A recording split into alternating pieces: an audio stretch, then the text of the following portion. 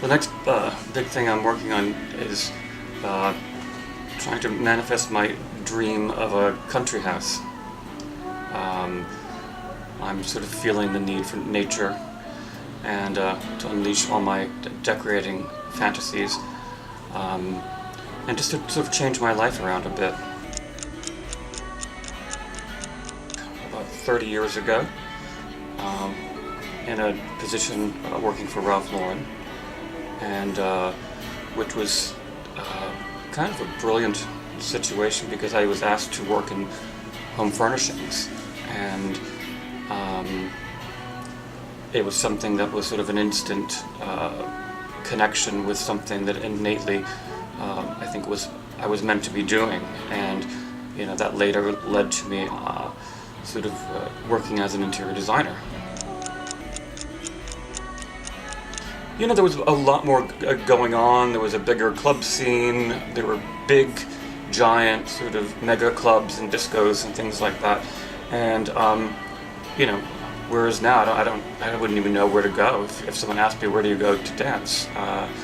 But I think that's changed quite a bit. And I think it's also when I first came, there was no internet, there was no sort of cell phones or anything like that. So it's just people are sort of operating their lives very differently. Everything's done via an app or an iPhone or that kind of thing. And whereas I think he went out a lot more when I first moved to New York. And we would go to restaurants, and then we'd go to a club, and it was sort of a whole sort of night out kind of thing.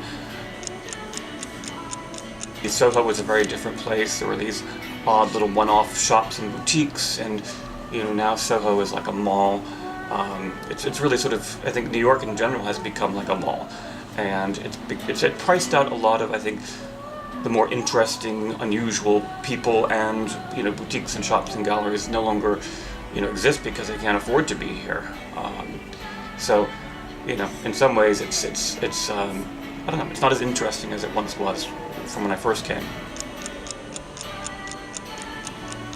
I sort of live my life in a way like I'm creating a film, and I think it depends on where one is going. You sort of put together the outfits or the costumes for what you're going to be wearing that might suit that location. And that's whether I'm going out to dinner, or I'm going to work, or I'm going to Morocco, or I'm going to Paris. It's all a story that I'm telling, and I'm fleshing out the narrative with beautiful backdrops and also what I'm wearing. It has been Tom Ford for a while. I think the clothing has a look of being like something I had my tailor made, and I don't think it screams signature Tom Ford, but I also sort of think it's inspired by sort of a cross between Savile Row and fine Italian tailoring, but it's a bit sexier. I had a moment with Tom Ford era Gucci, but then I think I realized it became a bit too fashiony or of the moment, and I wasn't that rich to be able to buy a suit for $6,000 and then not wear it the next year. So I started to sort of develop a more classic style, and I think that a lot of things that I find at Tom Ford I feel very classic that I could wear 30 years from now. I have a friend who's in his 70s now, and in his closet are hanging suits that were made in the 60s on Savile Row that still fit him and are still current and look incredible. So it's sort of like, hopefully my clothes will last that long.